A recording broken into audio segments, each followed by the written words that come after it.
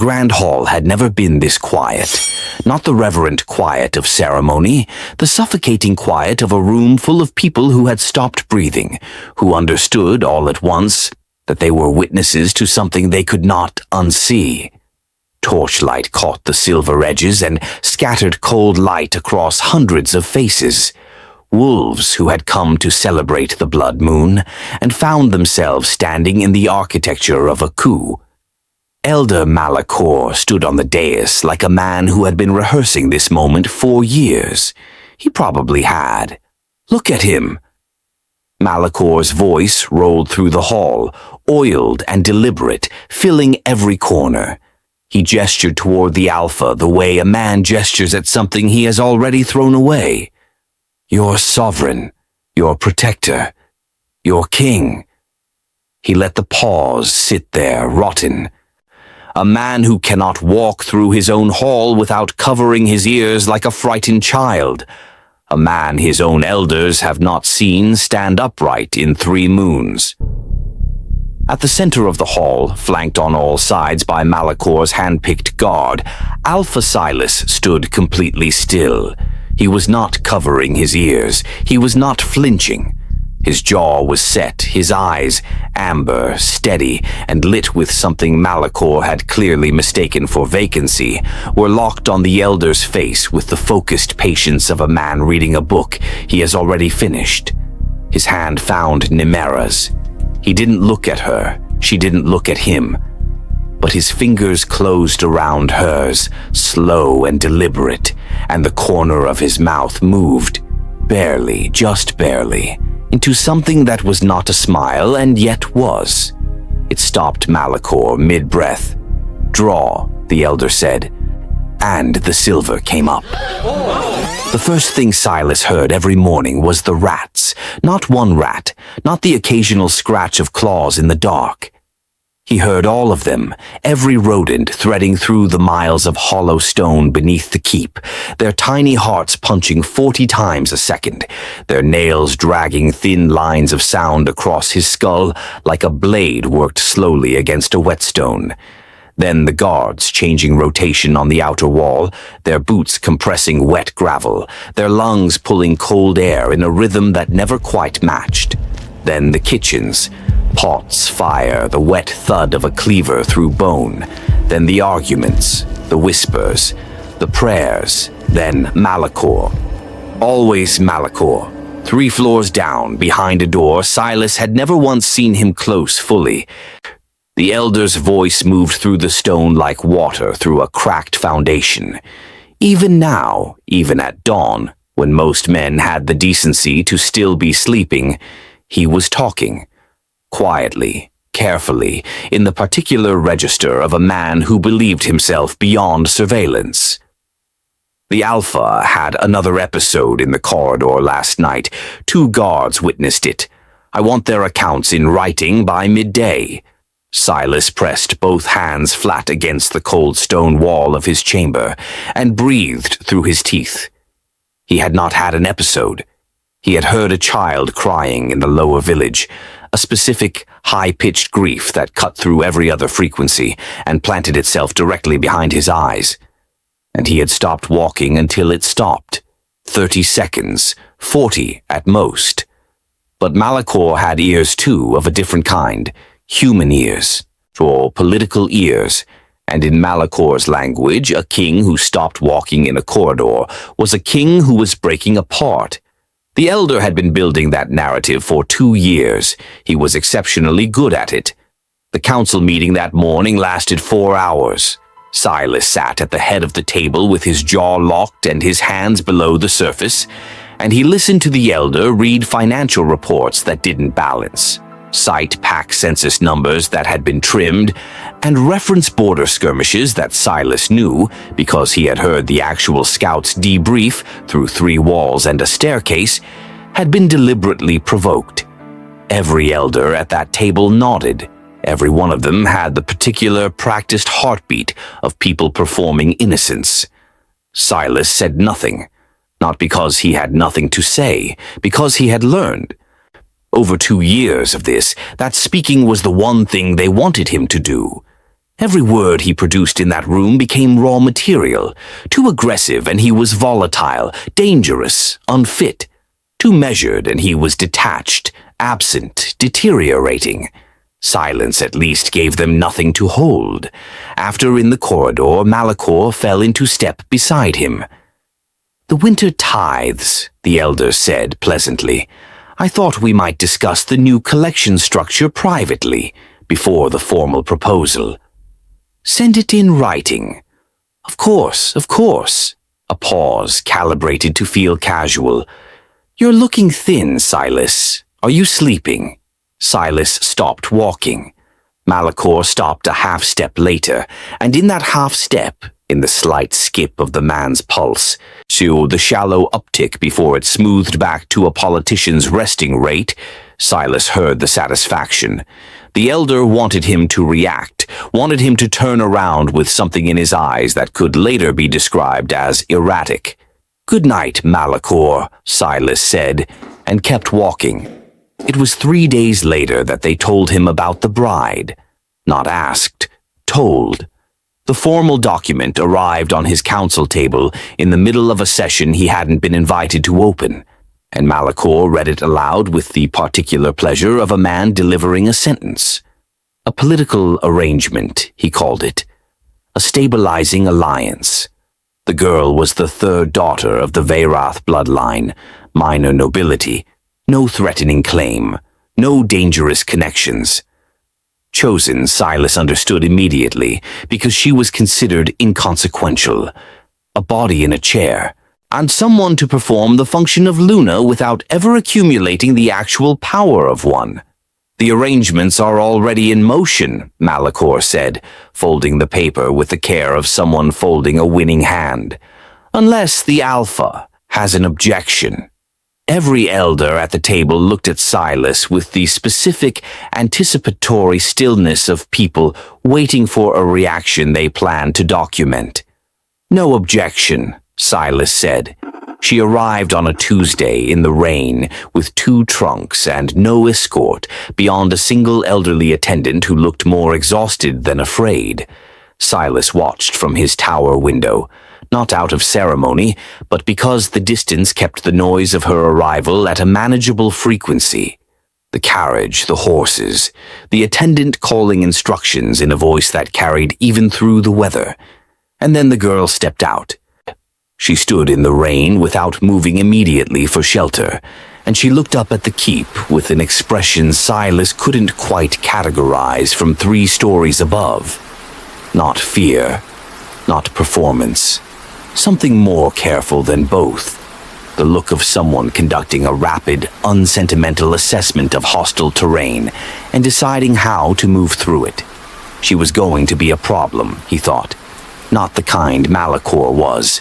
A different kind entirely. They put her in the West Wing. Malakor personally escorted her through the keep on the 2nd morning, and Silas, sitting in his tower with his eyes closed and his concentration peeled wide open, listened to the entire tour. "The Alpha is unpredictable," Malakor told her, his voice warm with counterfeit sympathy. "We don't say mad. That would be unkind. But you should understand that this arrangement is, in all practical terms, a widowhood in waiting. Our concern is for your comfort in the interim." A pause. Silas waited for her response, for the usual sounds of a person absorbing a blow. The quickened breath, the swallow, the performance of composure over the physiological reality of shock. Her heartbeat didn't change. "How long has he been deteriorating?" she asked. Her voice was even, curious almost, the tone of a person taking notes, progressively, for some time now. "And his counsel? They function independently in the meantime." The briefest hesitation in Malakor's pulse, so short a human listener would never catch it. "We do what must be done for the pack, yes." "How efficient of you," she said. Silas opened his eyes.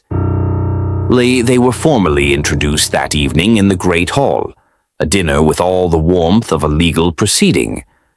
Silas came down because not coming down was the kind of ammunition he refused to supply. He sat at the head of the table, ate nothing, and watched the elders perform hospitality for the Veyrath girl with the oiled charm of men who believed she was already neutralized. She played along. That surprised him.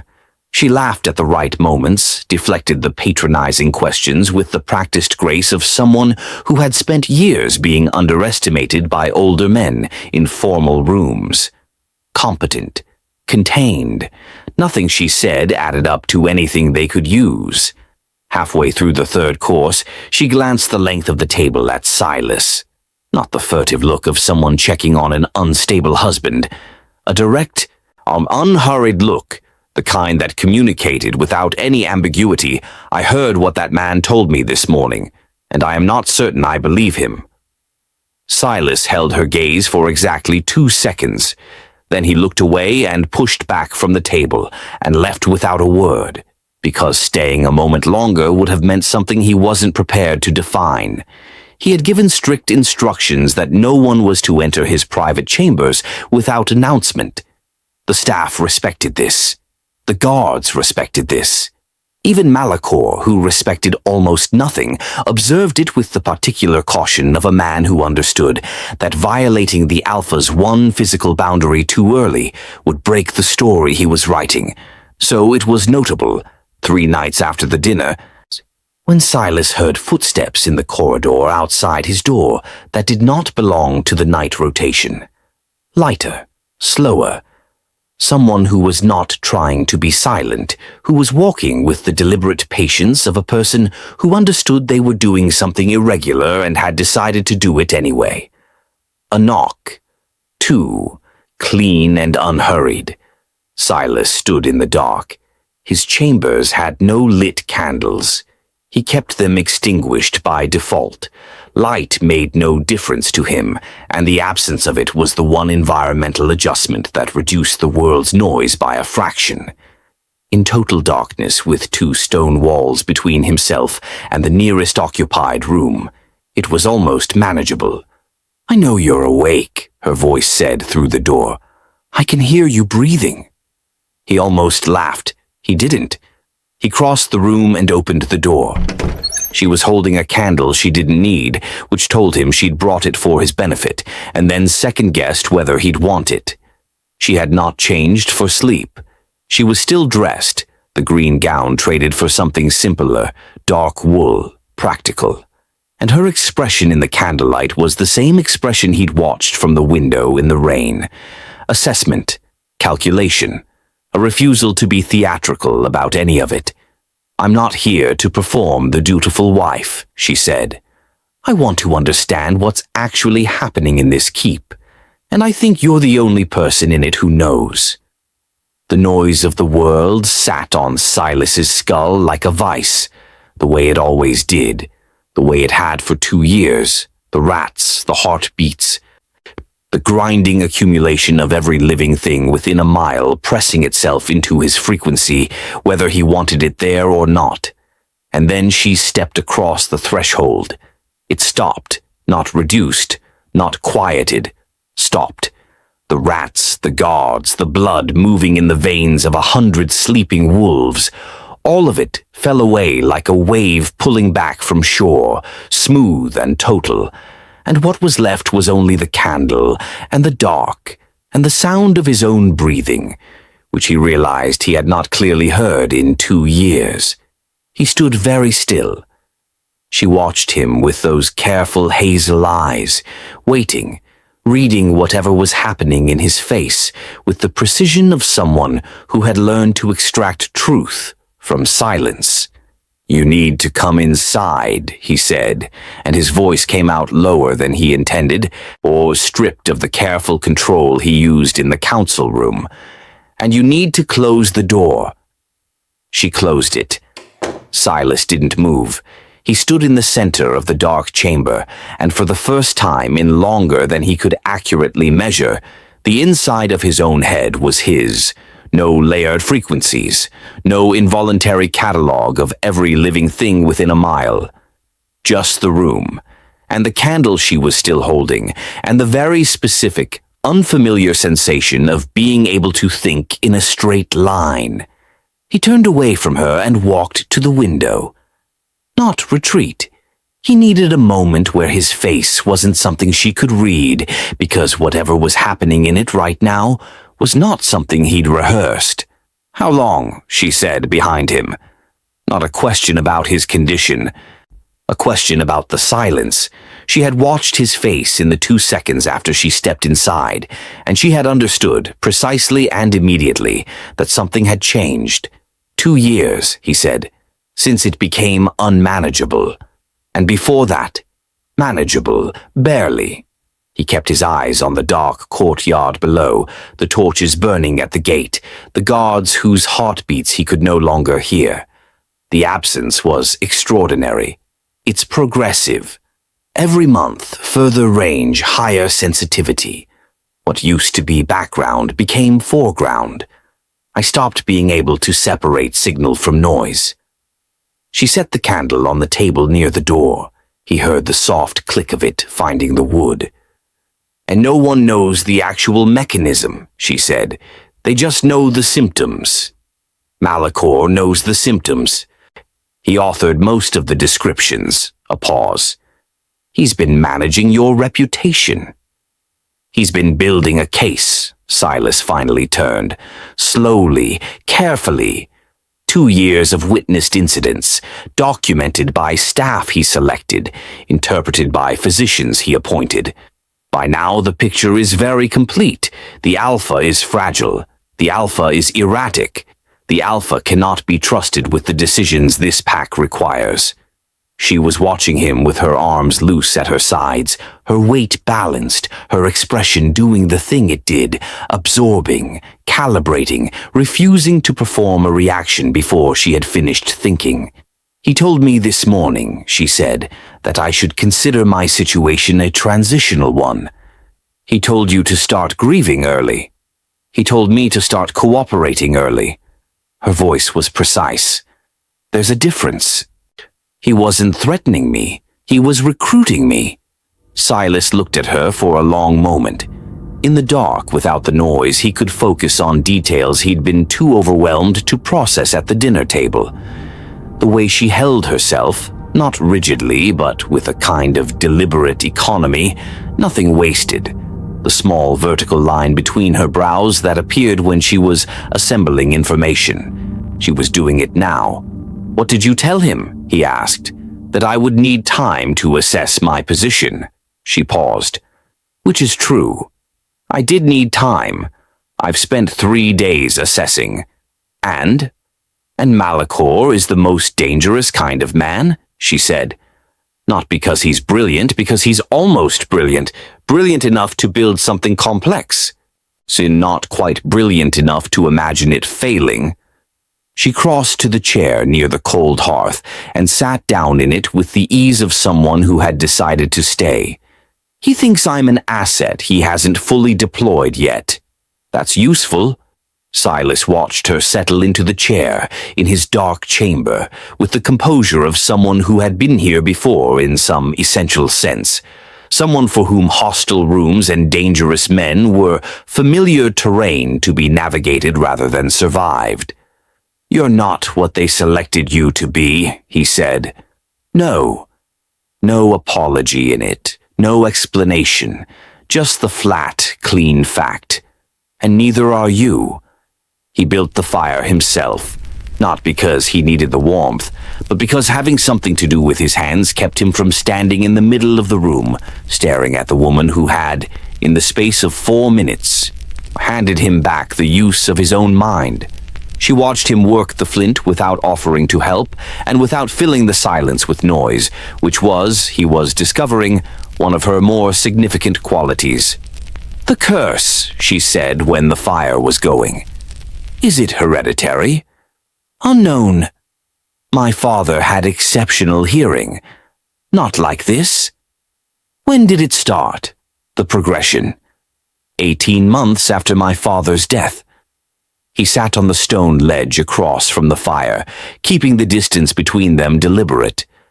Not because he wanted it, because he needed to think clearly, and having her closer made the novelty of the silence feel less like a tool and more like something dangerous in its own right, which Malakor dates as the beginning of my deterioration. He uses the correlation. Of course he does. She pulled one knee up, thinking, but that's not when it started.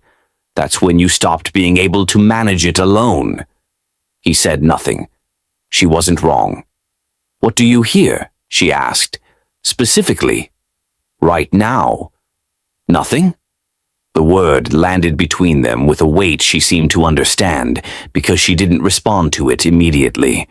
She looked at the fire, and the small line appeared between her brows again, and Silas watched her absorb the full implication of that. The nothing, the 2 years, the magnitude of the contrast. Because of me, she said. Because of you. She was quiet for a moment. Then, does it hurt? The normal state. It was such a direct question, no softening around the edges, no performance of delicacy, that he answered it without deciding to. Yes. She didn't offer condolences. He was grateful for that. Instead, she said, then we have a problem, because what you've just told me means that every strategy you've been using to manage Malakor has been built under conditions of significant cognitive impairment, and he's had 2 years of clear thinking to your 2 years of constant pain. I'm aware. I'm not criticizing, I'm mapping the deficit. She looked at him directly. You've been surviving. That's different from winning. Surviving means you've been playing defense, letting him set the terms, accepting the narrative because fighting it cost more energy than you had available. Silas held her gaze. Yes. That changes tonight. It was not a question. It was not a suggestion. She said it the way someone says a fact about geography. This is where the river runs. And he felt something shift in the room's temperature that had nothing to do with the fire. You don't know what you're stepping into, he said. Not a warning, exactly. More the specific obligation of honesty. I know exactly what I'm stepping into. Her voice didn't sharpen. If anything, it quieted, which was somehow more final. I've been in rooms with men like Malakor my entire life. My father's court was built on the same architecture, the aging power behind the absent figurehead, the careful accumulation of documented weakness, the patient wait for the right moment to make the figurehead unnecessary. She paused. The difference is that my father was actually weak. You are not. The fire cracked. Silas said nothing for a long moment. Outside, the world continued its catalogue. He knew that, in the abstract, but none of it reached him. The guards, the rats, Malakor's perpetually moving mouth 3 floors below. All of it. I gone. What do you want? He asked. In exchange. She looked at him with an expression that was almost amused, except the eyes didn't quite get there. I want a pack that isn't being quietly gutted from the inside. I want the man I married to actually be the alpha of it. A pause. And I want Malakor to understand, before the end, exactly what he failed to account for. That's not a small ask. No, she held his gaze. But you've been surviving alone for 2 years, and I've been underestimated my entire life. Between the two of us, I think we have everything Malakor doesn't know to be afraid of yet. They talked until the fire burned low. Not the performed conversation of a political arrangement finding its footing. The real kind, the kind that moves fast because both people are actually thinking. She told him about the council structure as she'd observed it in 3 days, who deferred to Malakor and who deferred out of fear versus loyalty, which distinction mattered enormously. He told her, carefully, what his hearing had given him. The fragments, the overheard pieces that individually meant nothing and collectively meant everything. She listened to all of it without interrupting, which was a discipline most people lacked. And when he finished, she said, You've been collecting evidence for 2 years with no way to deploy it, because the moment you cite something you overheard, you confirm what they've already told the pack about you. Yes, so we need another mechanism. She was quiet. I'll go to the council meetings. As the Luna. It's expected, it's unthreatening. And it gives me access to the room. She looked at him steadily. And you'll listen. From here. From wherever you need to be. No hesitation. I'll sit in that room and let them be exactly as careless as men like that always are when they believe the only audience is a woman they've already discounted. And you'll hear every word. Silas looked at her. This woman who had arrived 3 days ago in the rain with 2 trunks and no escort, whom the elders had selected precisely because they believed she was inconsequential, who had walked into his dark chambers and handed him back the silence, and then sat down in his chair and started building a strategy. And he felt, for the first time in 2 years, the particular sensation of being understood. Not pitied, not managed, understood. It was, he discovered, significantly more dangerous. You should know, he said, keeping his voice level, that if this works, if we take this apart the way you're describing, there's no version of that ending which is quiet or bloodless. I know. Malakor won't step back. He'll escalate. I know that too. And you're still sitting in that chair. She looked at him and the corner of her mouth moved, just barely, just once, in a way that was not quite a smile and yet managed to carry the full weight of one. I told you, she said. I'm not here to perform the dutiful wife. She left before dawn. He heard her footsteps in the corridor, unhurried even, and then the quiet of the wing resuming around her absence. The door had not fully closed behind her before the noise began its return, gradual and grinding, like a tide that had been temporarily held at bay by something stronger than itself. But it was slower than usual, lighter, as though whatever she had left in the room, the remnant of her presence, the specific quality of the air she'd occupied, was holding the worst of it back even now. Silas sat in the chair she'd used, his elbows on his knees, and looked at the dying fire. He was the alpha of this pack. He had known, with the full certainty of 2 years of careful, painful listening, exactly what Malakor was and exactly what he intended. He had known the shape of the treason, the names attached to it, the timeline. What he had not had, until tonight, was a way through. Now he had one. He also had, which was the part he had not anticipated and could not yet fully account for, a woman who had looked at the full weight of what he was carrying and had not flinched, who had said that changes tonight with the quiet authority of someone who had already decided, 3 days ago in the rain, that she was going to be a problem of the useful kind. He was going to have to be very careful about that. He was already certain he wasn't going to be careful enough. The first council meeting was a Thursday. Nymera arrived 4 minutes early, which was intentional. She wanted to be seated before the elders filed in, wanted them to find her already there, composed, settled, occupying space in the room as though she had always belonged to it. She wore the green gown. She brought no notes, no attendant, nothing that could be read as preparation. Just her hands folded on the table and her eyes moving, unhurried, out across the room's geography. The chamber was long and low-ceilinged, lit by iron chandeliers that threw more shadow than light. The table sat 12.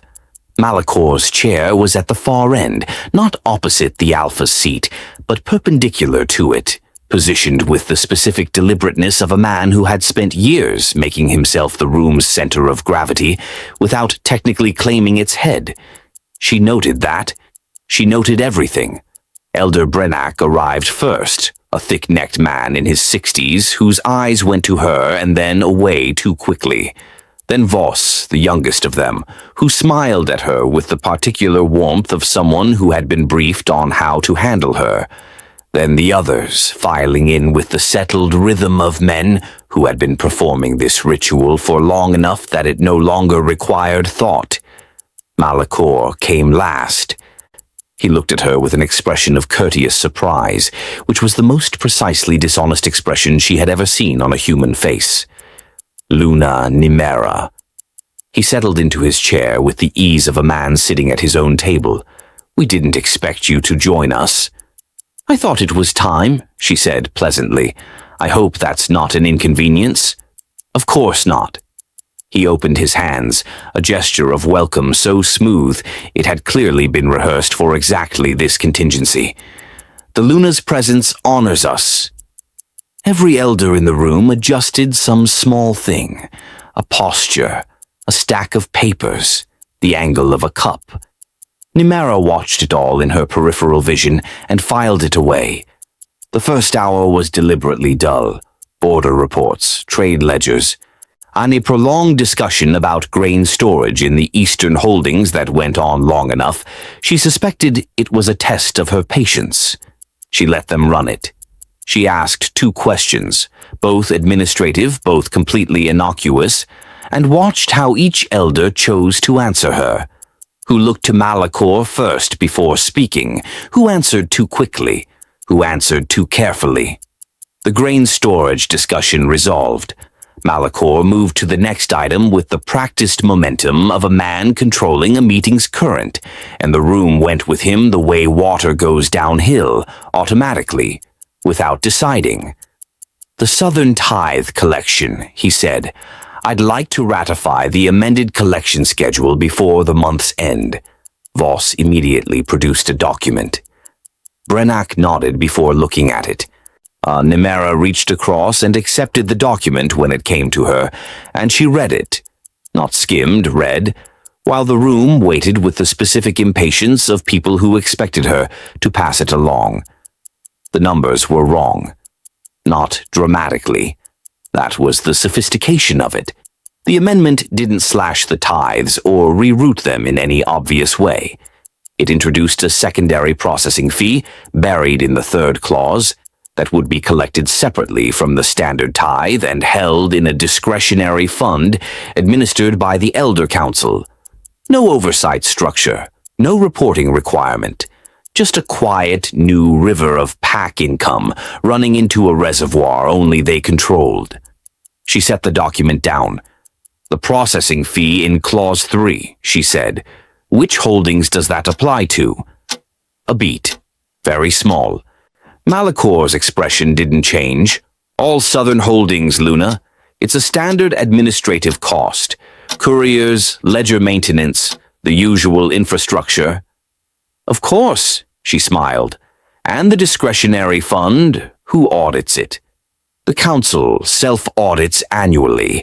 It's been the standard practice for... I'll need to review the last 3 years of those audits before I can support ratification.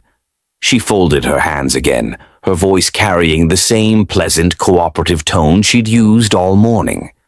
I'm sure the Alpha would want me to be thorough. The room did a thing. Not a visible thing. Nobody moved, nobody made a sound. But the room did something, some collective internal adjustment. And Nymera felt it the way you feel a change in air pressure before weather arrives. Malakor looked at her for precisely 1 second longer than a confident man needed to. Naturally, he said, we'll arrange that. The meeting closed 20 minutes later. Nothing else of substance moved. 3 miles away in the tower, Silas sat motionless in his chair with his eyes closed and his hands loose on his knees. He had heard all of it. Not the way a man hears a conversation through a door, muffled, incomplete, impressionistic. He heard the room. He heard the exact grain of each voice, the specific acoustic quality of Malakor's vowels when he was performing confidence versus when he was manufacturing it. He heard the pause before Brenak nodded, and in that pause, in the 0.3 second gap between when Malakor stopped speaking and when Brennak's body agreed, he heard the mechanical quality of a man following a script. More than that, He heard their hearts. It was the one thing they couldn't control. The body had its own register, underneath language, underneath expression, and Silas had spent 2 years learning to read it, the way a physician reads a pulse. Resting rate, rhythm, the specific flutter of a cardiac response to stress. Every elder in that room had a baseline he had catalogued over months of painful, unwanted intimacy with their biology.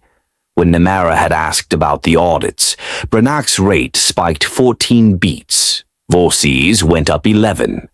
Malakor's, and this was the detail that mattered, the one Silas turned over carefully in the quiet of the tower, Malakor's had gone up 7. 7. Controlled. The response of a man who had anticipated this possibility and already decided how to handle it. He was more careful than Silas had hoped. He was not careful enough. Nymera came to his chambers that night carrying the amended tithe document and the expression of someone who had spent the afternoon being very, very still while thinking very fast. She set the document on the table. The processing fee. I heard. Then you heard Brennach.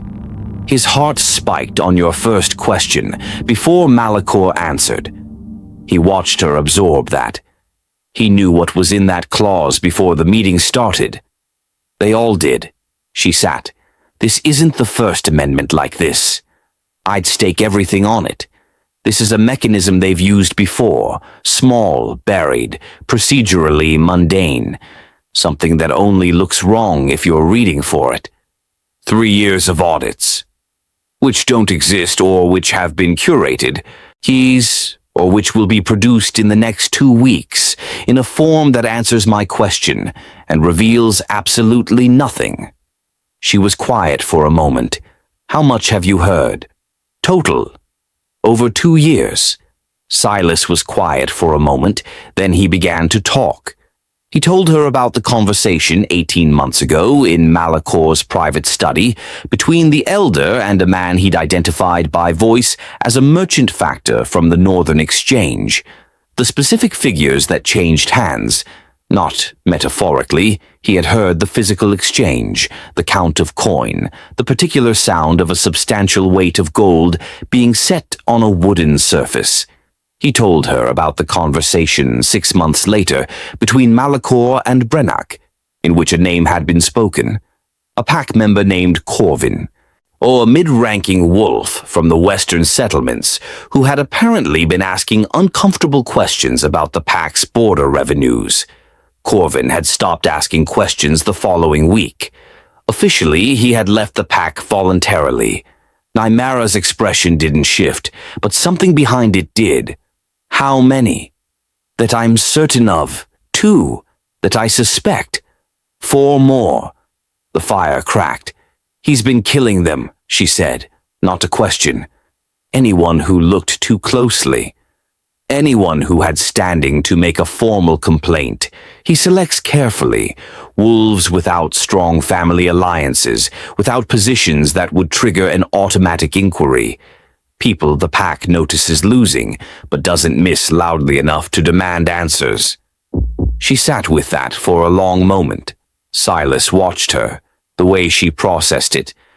Not with visible distress, but with the methodical grimness of someone updating a threat assessment. She had known Malakor was dangerous. She was now recalibrating the specific shape of the danger, the depth of it, the number of years it had been operating underneath the pack's surface like rot in a foundation.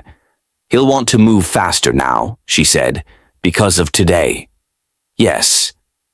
I pushed too hard on the audits. You pushed exactly hard enough. Too soft, and he learns nothing. Now he knows you're not decorative, and he knows I haven't been as isolated as he believed. And those 2 facts together will make him accelerate. He paused. Which is what we need. She looked at him steadily. We need him to make a mistake. He won't make a small one. Men like Malakor don't recalibrate. They double down. When he decides I'm a threat again, he won't plot quietly. He'll move to end it. The Blood Moon Festival, she said slowly. 2 months. He's been planning something for it. I've caught pieces, logistics discussions, references to the guard rotation, a conversation about the platform construction in the main hall. Nothing actionable yet. Too fragmented. He held her gaze. But he's building towards something public. He wants witnesses, she said. He wants the whole pack to see it happen, the deposition or the... She stopped.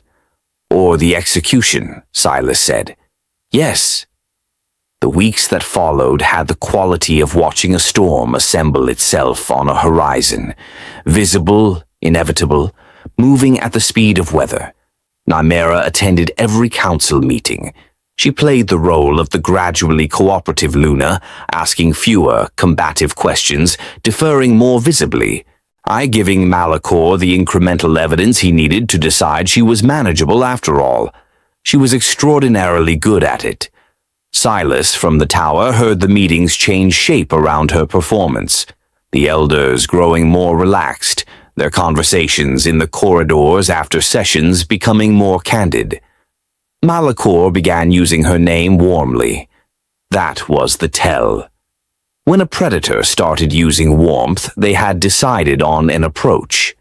In his cellars, the private lower chambers that Malakor used for conversations, he didn't trust the upper floors to absorb. The quality of discussion changed too. The encrypted economy of careful men relaxed into something more explicit.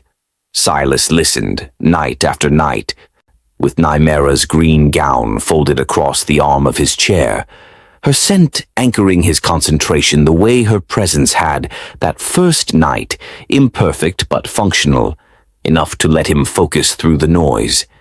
And he heard the architecture of treason assembled piece by piece with the confidence of men who believed they were building in a soundproof room.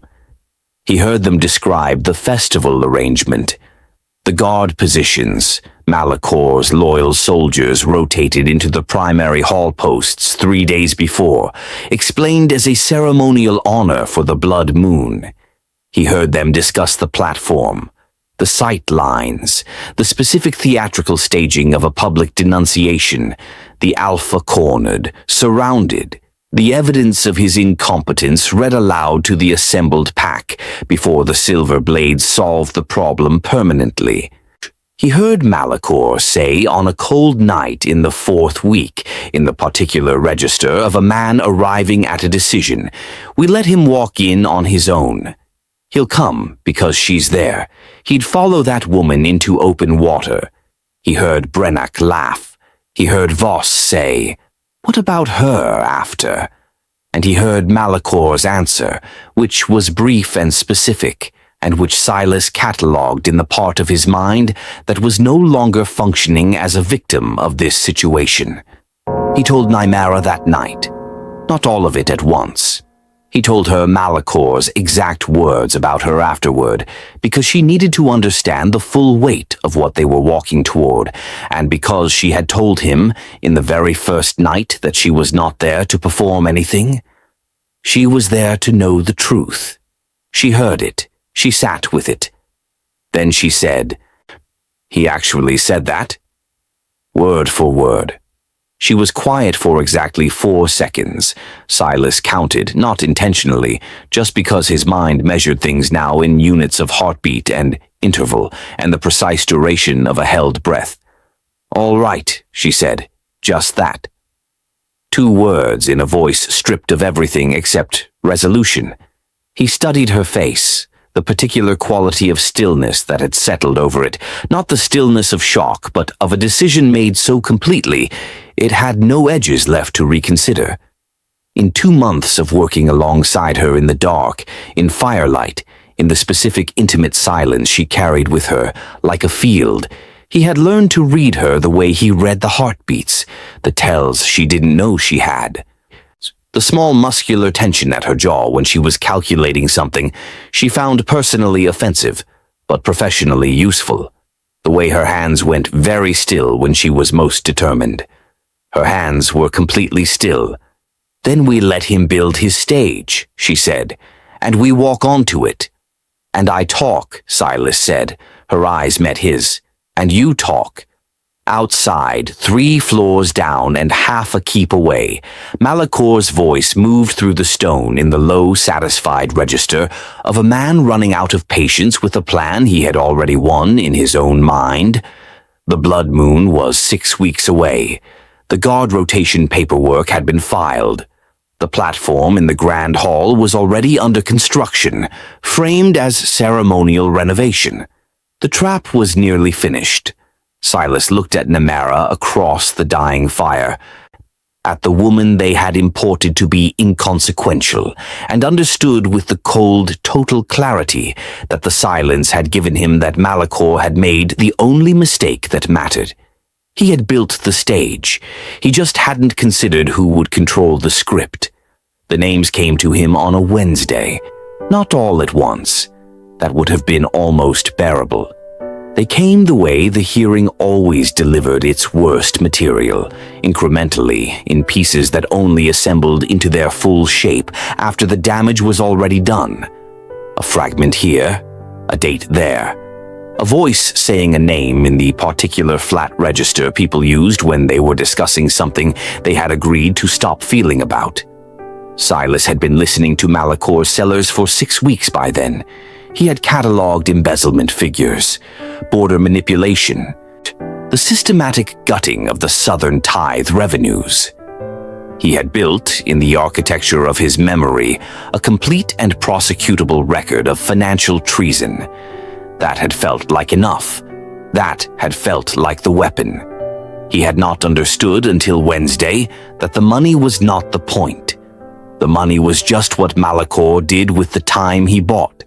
It started with a name he recognized, Sarah, a female wolf from the eastern den, mid-30s, 2 children, a husband who worked the mill on the pack's northern border. Silas knew her the way he knew most pack members, by the specific signature of her heartbeat, the frequency of her voice in the communal spaces, the particular laugh she had that carried further than she probably intended. So she had been part of the pack's fabric in the way that essential people were, not visible unless you looked, felt everywhere when they were gone. He had not noticed she was gone. He noticed now, listening to Malakor's cellar, because her name was being spoken in the past tense. "The Sarah matter is concluded," Malakor said. "Voss handled it cleanly. And the family? Brennak. Relocated. Told she left voluntarily. Grief, they were told. Some women can't handle the pack life long-term." A pause. "The children are young enough." "They'll adjust." Silas stopped breathing. Not literally. His body continued its functions with the animal indifference of a system that did not require his consent to operate. But something in the center of his chest performed its own cessation, a stopping, or a suspension of something he had not known was still running until it wasn't. He sat in the tower chair and did not move for a very long time. He began to count backward. It was the only thing available to him in that moment. The cold, methodical use of the one faculty the silence had restored. He went back through 6 weeks of overheard conversation and listened with new ears, recontextualized everything. And what emerged from that recontextualization was a picture so much larger and darker than the financial framework he had been building that the financial framework suddenly looked like what it was. A distraction, a layer of crime designed to be discoverable, to absorb attention, to look like the bottom of the rot when it was nowhere near the bottom. Corvin. He had known about Corvin, the Western wolf who had asked questions about border revenues and then officially left. He had categorized that as one death, one terrible, deliberate silencing. He was not one. Going back, listening now with the specific attention of a man who understood what he was looking for, Silas found the others, the gaps in voices he had registered and then lost, the conversations that had referenced names he had heard before and never heard again. The specific, careful silence that gathered around a person after Malakor spoke their name in that register. The flat register. The concluded register. 4, 5, then a 6th from a conversation he had half dismissed 14 months ago as a discussion about pack discipline. 6 people, pack members, his pack members, wolves he was sworn to protect, whose safety was not a political obligation but a biological one, written into the structure of what he was at a level deeper than thought or language or the noise that had been eating him alive for 2 years. 6 people that Malakor had removed from the pack, the way a man removed inconvenient furniture and then furnished with explanations, and then let the pack grieve quietly and move on. Because packs did move on, because life required it, because the alternative was to suspect the men who told you what had happened, and nobody wanted to believe that of their elders. Silas sat in the tower. Outside, through the stone, he could hear the pack moving through its evening. The kitchens, the training yard, children in the lower courtyard playing some game that involved a great deal of running. Ordinary. Alive. Unaware that 6 of its members were in the ground or wherever Vos had put them, and that the men presiding over the pack's safety had made that decision and then attended council meetings and eaten dinners and smiled at ceremonies without the weight of it registering in their heartbeats for more than a day. He had heard those heartbeats every day for 2 years. He had not known what they were carrying. Nymera found him like that when she came that night. She didn't announce herself anymore. Hadn't for weeks, the formality having dissolved somewhere around the 3rd week of the council meetings, without either of them formally deciding to let it go. She simply came, and he simply heard her footsteps in the corridor and unlocked the door before she knocked. Tonight she knocked. He understood when he heard it, that deliberate, returned formality, that she already knew something was wrong. She had spent enough time in his orbit to read the quality of his silences, the way he read heartbeats. He opened the door. She looked at his face and did not say anything immediately, which was the right thing to do and which he had come to expect from her, and which tonight, for reasons he could not have clearly articulated, made the thing in the center of his chest worse rather than better.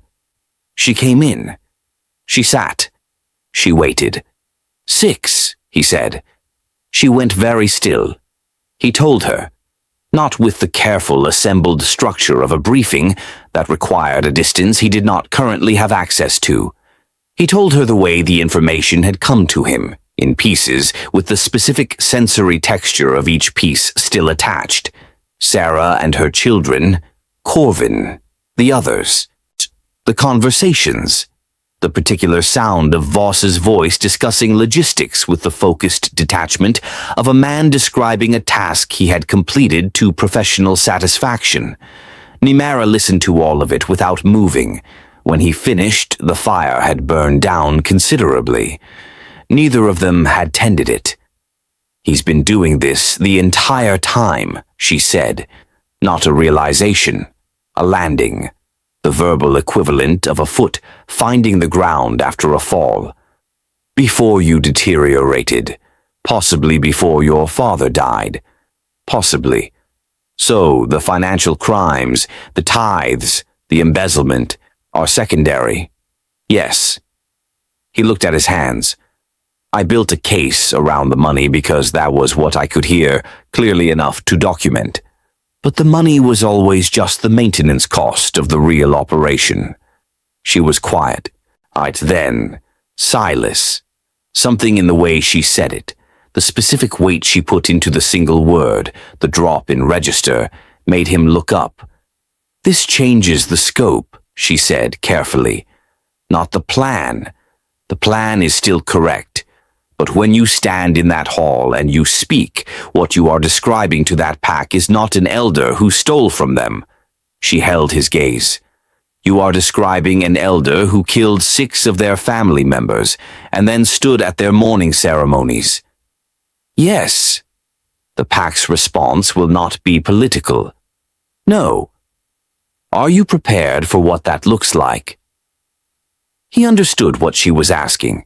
She was asking whether he had fully moved, in his own understanding of what the Blood Moon Festival was going to be, from a legal proceeding, an exposure, a formal accounting, a transfer of power, to something raw and less containable, whether he had made peace with the fact that when 6 murders were named aloud in a room full of wolves who had grieved those 6 people, the room would not remain a room. It would become something else, something older. "Yes," he said. She studied him for a moment. "You're not telling me everything." He was quiet. "The 6th name," she said. "You stopped before you gave me the 6th name." He had stopped because the 6th name was a young male wolf named Devon, 19 years old, from the Central Den, who had come to the keep 8 months ago asking for an audience with the Alpha to report financial irregularities he had noticed in the Eastern Tithe records. He had been told the Alpha was indisposed. He had been told to submit his concerns in writing to the Elder Council for review. He had submitted them, apparently. Silas had heard Malakor reference the document, and 3 weeks later Voss had used the flat register. 19 years old, he had tried to reach his Alpha, and his Alpha had been locked in a tower, drowning in noise, incapacitated by a curse that Malakor had spent 2 years weaponizing through documentation and narrative, and the slow, careful erosion of any possibility that anyone in this pack would think to bring their Alpha a problem rather than take it to the council. Silas told her. He watched her absorb it, the specific, physical way she absorbed the worst things, the slight drop in her shoulders that was not defeat, but the body acknowledging the true weight of something before the mind decided how to carry it. "That's not your fault," she said. "He came to me. He came to the keep." Malakor intercepted him. Her voice was steady, but underneath the steadiness was something harder, something that had been getting incrementally harder for 6 weeks of council meetings and careful performances and cellar conversations listened to from 3 miles away. That is what Malakor built, not just a financial scheme, a structure specifically designed to ensure that wolves with problems had nowhere to bring them except to the men causing the problems. "I know what he built." Silas looked at her. "I'm telling you what it cost." The fire popped. A log shifted and sent a brief flare of light across the room, and in it Silas saw her face clearly, not the composed, calibrated expression she wore in the council chamber, not the careful performance of cooperative Luna, but the actual face underneath all of that, the grief in it, the anger that had nowhere yet to go, the specific, particular fury of a person who had spent weeks in a room with the men responsible and had smiled at them. She had smiled at Malakor yesterday. He had used her name warmly. 5 weeks, she said quietly. 5 weeks until the festival. Yes. Then we don't change anything. She straightened and the composition came back, not like a mask going on, but like a spine being found.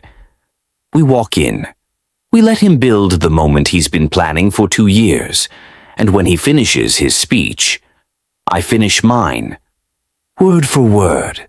Her eyes were steady on his. Every location, every figure, every name. Every name, he said. She left later than usual that night. And for the first time since the first night, when she had stepped across his threshold and handed him back the silence, she paused at the door. Not long, just a pause, the kind that existed in the space between what a person had decided to say and what they had decided against. Then she left, and her footsteps moved down the corridor, and the noise of the world resumed its slow tide back into the frequency of his skull. But he barely felt it. He was thinking about Davin, 19, with a document he had written carefully, in good faith, to the men who would use it to identify him as a problem, trying to reach an alpha who was 3 floors above, 2 years into being systematically dismantled, unable to hear a single honest voice over the roar of everything else.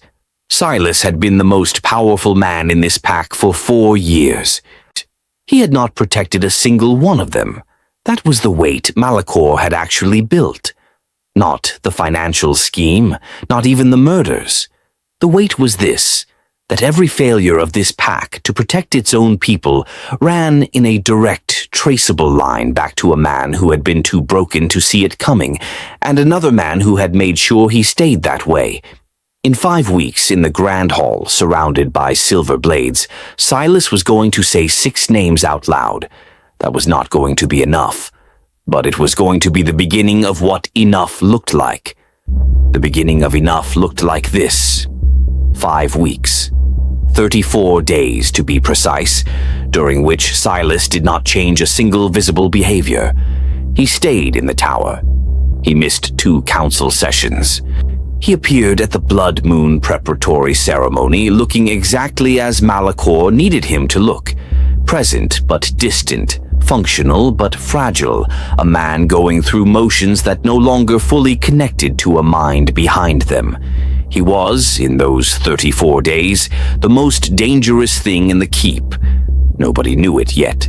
The guard rotation happened on the 3rd day before the festival, exactly as Malakor had arranged it. 12 of his personally selected soldiers cycling into the Grand Hall posts under the cover of ceremonial honor. Silas heard the transition from the tower, the specific cadence of unfamiliar boots learning a new route, the slightly elevated heart rates of men who understood that their assignment was not decorative. He catalogued each one. Voice, weight distribution from their footfall. Now the particular rhythm of how they breathed when they were standing at attention versus when they thought no one was watching. He knew them better than their own commanders did. On the 2nd day before the festival, Nymera attended the final council meeting of the pre-celebration period. She wore the green gown. She asked 2 administrative questions and deferred on a 3rd. She thanked Malakor warmly for the council's hard work in preparing the festivities, and Silas in the tower heard Malakor's heart rate hold at its practiced resting pace, the controlled, satisfied rate of a man who had fully decided the Luna was no longer a variable. That evening she came to the tower and said, "He stopped watching me." "I know. All of them have. I'm furniture again." "Good." She sat down. The firelight caught the side of her face. And Silas noticed, not for the first time, but with a clarity the silence provided that he had stopped trying to argue with, that she did not look afraid. She looked the way she had looked on the first night, standing in his doorway with a candle she'd brought for his benefit, like a person who had assessed hostile terrain and decided how to move through it. "Tomorrow night," she said. "Tomorrow night." She was quiet for a moment. Then, "When it starts, when Malakor begins his speech, don't look at him." Silas looked at her. "Look at the pack," she said. "Let them see your face while he's talking. Let them see that you are not afraid, that you are not breaking, that you have been waiting." She held his gaze. "They need to understand what they're watching before you speak. Give them the image first." He studied her. "You've been planning the staging?" "I've been planning the staging," she confirmed, without apology. For the first time in 34 days, something in his chest that was not grief and not calculation moved. He didn't name it. He let it be what it was. "All right," he said. They walked into the Grand Hall together. This was itself a choice. Deliberate, calculated, the first move in a sequence Silas had constructed with the same methodical precision he had applied to everything since the silence had given him back his mind. He could have arrived separately, could have entered the way a man enters a room he suspects is a trap, with the careful energy of someone trying not to trigger a mechanism. Instead, they walked in together, unhurried, through the main doors into the full sight of the assembled pack. 400 wolves, at the Grand Hall at Blood Moon capacity. Families, soldiers, council staff, den representatives from every settlement in the pack's territory. torches running the full length of both walls, the ceremonial platform at the far end draped in the deep red of the festival colors, the 12 rotated guards positioned at intervals with the studied casualness of men trying not to look like what they were. Silas felt the room register their entrance. Not dramatically. A ripple, the organic physical thing that happened when a space full of people collectively redirected attention. He heard it as much as felt it, the slight compression of ambient sound as 400 heads turned, as conversations paused mid-syllable. He kept his face neutral and his pace even, and he did what Nymera had told him to do. He looked at the pack. True, not at Malakor on the platform, not at the guards, at the faces. The den mother from the eastern settlement who had attended Sarah's memorial and cried in the front row because they had been friends since childhood. The older male wolf from the western den who had been Corvin's training partner for 15 years and who still, 8 months later, had the specific hollowed look of a person who had not finished grieving and did not know why. The young soldiers near the back who had never known anything except Malakor's managed version of their alpha. Distant, deteriorating, a figure to be pitied rather than followed. He looked at all of them, and he let them look back, and he did not look away. Nymera's hand found his. The noise of the room, all 400 heartbeats, the torches, the ambient roar of a packed space, stayed at a manageable frequency. Her anchor, even here, even in the middle of this. He closed his fingers around hers, and they crossed the hall floor and took their position, and Malakor, on the platform, watched them arrive with the bright, controlled eyes of a man watching his own plan execute. The elder let them get fully to the center of the floor. Let the guards move into their closing positions, subtle, incremental, the practiced choreography of a surround that was designed to look like crowd management until it was too late to read it as anything else. Then he stepped to the edge of the platform. The speech was exactly what Silas had heard him rehearse.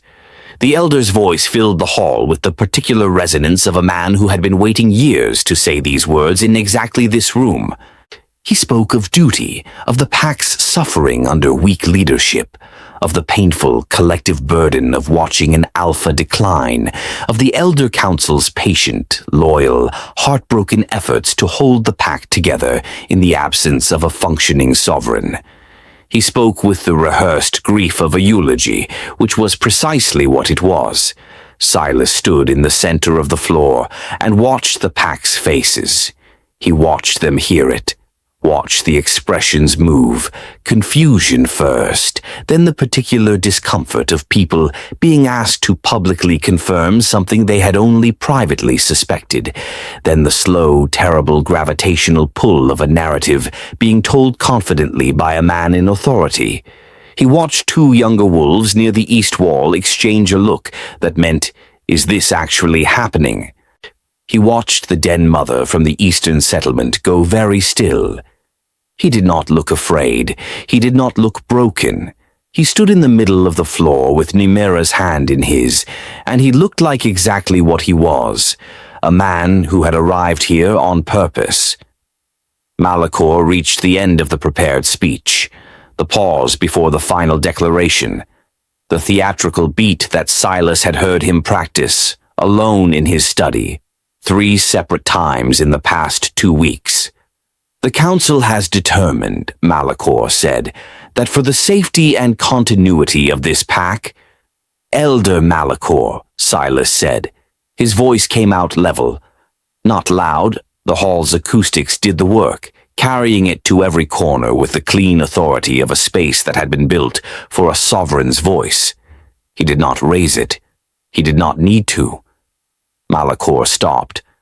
The silence that followed was the silence of 400 people stopping breathing at the same moment. "I'd like to say a few words," Silas said, "before we continue."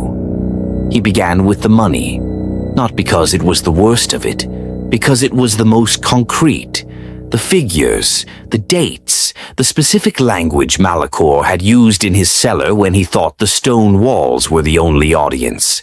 Silas recited it the way he had rehearsed it in the tower, in the silence, with Nymera listening and correcting his pacing. Word for word, inflection for inflection. He named the discretionary fund. He gave its current balance. He cited the false administrative fees by clause number, by amendment date, by the exact meeting at which they had been ratified, while Nymera sat at the table asking questions the elders had been confident they could manage. He watched Brennak's face go the color of old wax. He watched Voss's hands at his sides near the platform close into fists and then very deliberately open again. He watched Malakor, who was still standing at the platform's edge, and he saw the moment the elder understood. Not that the plan had failed, but the specific, particular shape of how it had failed. The realization that the deteriorating, isolated, noise-drowned Alpha had been 3 miles away in a tower, in perfect silence, listening to every word. Malakor's heartbeat went to 20 beats over baseline. Silas kept his voice level and kept going. The embezzlement was 3 minutes. Then he moved to the border manipulations, the provoked skirmishes, the falsified scout reports, the systematic redirection of border revenue through a secondary accounting structure that Vosse had administered and Brennick had audited, and every elder at the council table had signed off on over a period of 4 years. 4 years. The pack was doing the math. He could hear it in the room's texture, the quality of the silence changing, thickening, as 400 wolves recalculated everything they thought they had known about the state of their own territory. Then Silas said Corvin's name. He said all 6 names. He said them slowly, with the specific, deliberate weight of a man who understood that these were not evidence. These were people. He gave each name its own space. Corvin, Sarah, and the 4 others, and for each one he provided the date, the method as he had heard it discussed, and the specific elder who had given the instruction. He named Vossa for 3 of them. He named a 3rd elder, Harik, quiet, unremarkable Harik, who sat on the council and said very little, and had, as it turned out, served as Malakor's primary logistics manager for every removal. For the other 3, he said Devon's name last. He said Devon was 19 years old. He said Devon had come to the keep with a document he had written carefully, in good faith, and had been redirected to the Elder Council for review. He said what the Elder Council had done with the review. In the crowd, somewhere near the center, a woman made a sound that was not a word. Low, involuntary, the kind of sound a person made when something they had carried for months as a private grief was suddenly confirmed as a public crime. Silas looked at her. Then he looked at Malakor. "I believe," Silas said, "you were in the middle of a speech." Malakor's composure lasted exactly 2 more seconds. Then it did what composure did when the ground beneath it had been entirely removed. It didn't collapse dramatically. It simply stopped functioning, like a mechanism that had run out of the material it required to operate. The elder's eyes moved to the guards. The signal, whatever it was, a look, a gesture, the slight drop of his chin, went out. The silver blades came up. And Silas, for the first time in the entire evening, let go of Nymera's hand. It was not a fight. A fight implied duration, uncertainty, the genuine contest of 2 forces in opposition. What happened in the Grand Hall in the next 40 seconds was not that. It was the removal of obstacles by a man who had spent 2 years in enforced stillness, whose every faculty was currently operating at its fullest capacity, whose mind was perfectly quiet and perfectly focused, and who had listened to each of these 12 guards for 72 hours and knew exactly how they moved before they moved. The first guard committed to the angle 3 steps too early. Silas was already elsewhere. The second and third came together, which was tactically sound against most opponents, and irrelevant against this one, because Silas had heard them agree to that approach in the barracks the previous morning and had already decided what to do about it. He did not shift. He did not need to. What the pack witnessed was not the performance of power, the dramatic, theatrical violence of a man demonstrating dominance. It was something quieter and more absolute than that. It was an alpha operating without the impediment of noise, without the crushing cognitive weight of 2 years of sensory warfare, with the full and unobstructed use of everything he actually was. It lasted 40 seconds. When it was over, 12 guards were on the stone floor, and Silas was standing in the center of the room, and the only sound in the grand hall was the echo of the last impact dying against the far wall. It started at the edges. Not commanded, not requested. The pack dropped the way packs dropped when something ancient and biological and deeper than cognition made the decision for them. The den mother first, then the soldiers near the back, then the representatives, then everyone, in a wave that moved from the walls inward like a tide reaching its conclusion. The sound of it, that massive, collective, percussive thud of hundreds of wolves hitting their knees on stone, was the loudest thing in the hall. Malakor did not drop.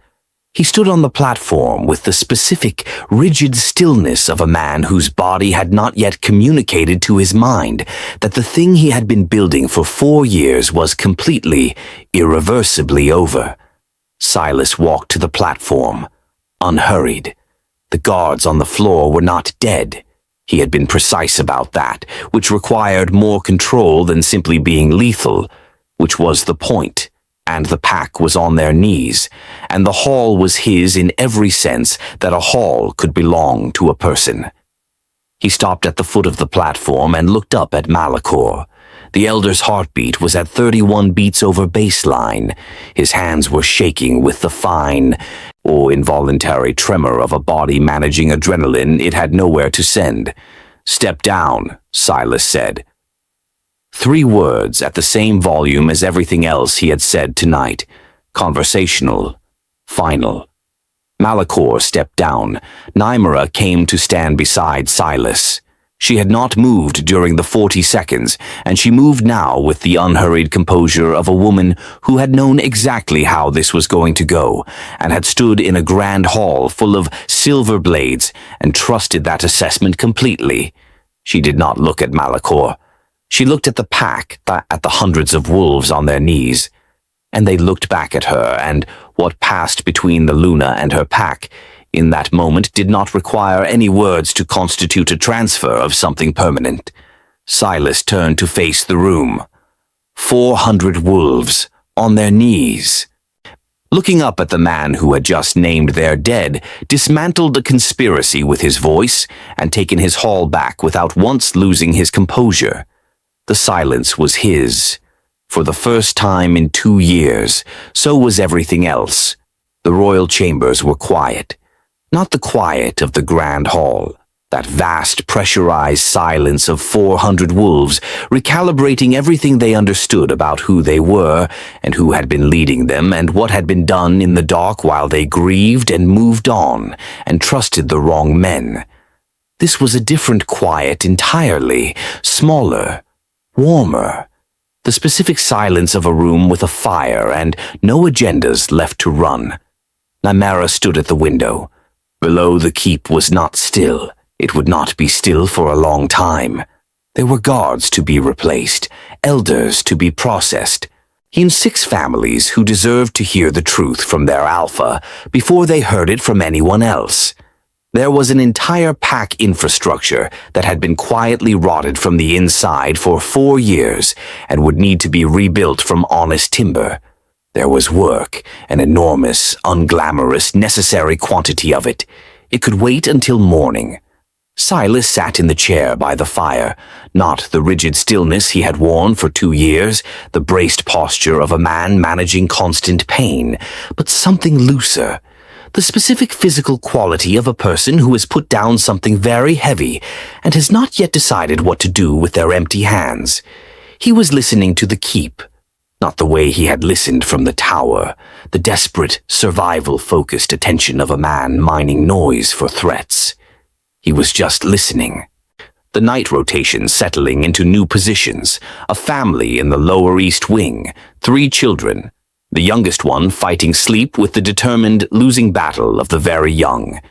Somewhere in the kitchens, someone had started a kettle without any particular urgency. Ordinary sounds. His pack. Alive. And his. And no longer being quietly unmade behind his back. The den mother, Nymera said from the window. Sarah's friend. I want to speak with her tomorrow, before the formal proceedings. I know which house she's in. Nymera turned from the window. She looked at him, the long, direct look she had been giving him since the first night, the one that had never once performed itself, that had always simply been the full and undecorated weight of her attention. You knew every name in that room tonight, she said, every heartbeat. Every family. Yes. You've known them for 2 years. Yes. She was quiet for a moment. That's not a curse. He looked at her. It was a curse when you couldn't control it, she said, when the noise was all input and no output, and you had no way to use what you heard. But that's not what it is anymore. She crossed the room and sat, not in the chair across from him as she had for weeks, but on the stone ledge beside the fire, closer, within arm's reach, which she had never been by choice before and which she was now, plainly, deliberately. You are the most informed alpha this pack has ever had. You know when your people are sick before they ask for help. You know when a guard is lying before he finishes the sentence. You know when a child is crying in the lower village at 4 in the morning. He was very still.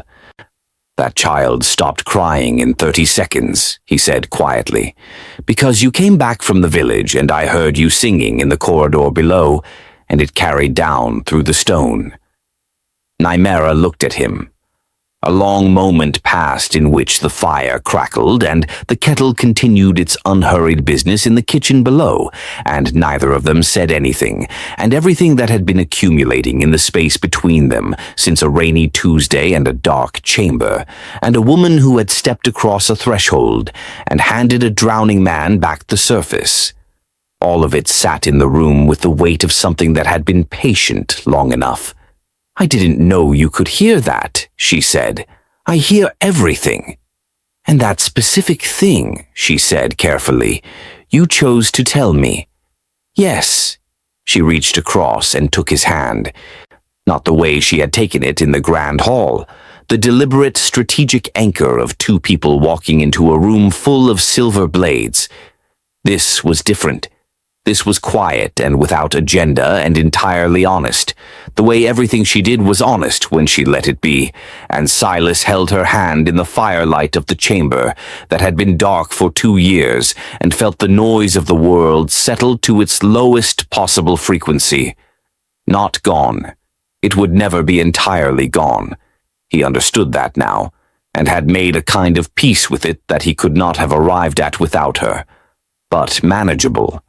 More than manageable, his to use as he chose. Outside, the keep breathed. The pack moved through its night in the specific ordinary rhythms of people who did not yet know that tomorrow would be different, said that the ground beneath them had already shifted, that the man in the tower had come down and was not going back. The silent sovereign. That was what the pack would call him eventually. The name would come the way names like that always came, organically, from the mouths of people trying to describe something they had witnessed and could not otherwise categorize.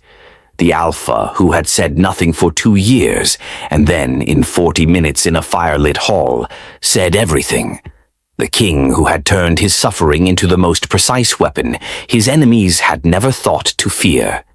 He sat in the quiet chamber with his Luna's hand in his, listening to his pack sleep, and for the first time in 4 years he did not feel like a man surviving the night. He felt like what he was. The throne was finally quiet, and in the dark, or in the keep that was his again, in the silence that she carried like a gift she hadn't known she was bringing. Silas closed his eyes, and he simply listened to his people breathe. Malakor had stood on that platform and looked at a broken man. He had not understood that the most dangerous thing in that hall was not the Alpha's strength or his anger, or the 2 years of collected evidence delivered word for word in a calm and booming voice. The most dangerous thing was simpler than any of that. It was a woman who had arrived in the rain with 2 trunks and no escort, who had walked into a dark chamber and sat down in a chair and refused to perform anything except the truth.